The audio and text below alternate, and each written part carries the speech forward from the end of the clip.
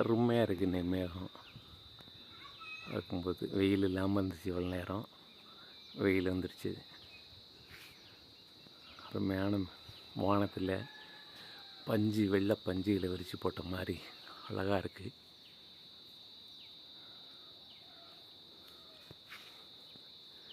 சில நாடுகள்லாம் இந்த மேகமே அதிகமாக இருக்காது. நம்ம இந்தியாவில் ரொம்ப அதிகமான மேகங்கள் இருக்குது. பறந்து கிடந்த மேகங்கள்.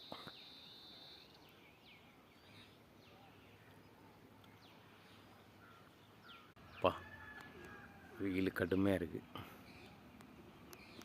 அழகான மேகங்களை பார்த்து வீடியோ எடுத்துகிட்டு இருக்கும்போது வெயிலோட தாக்கம் கூட தெரியலை.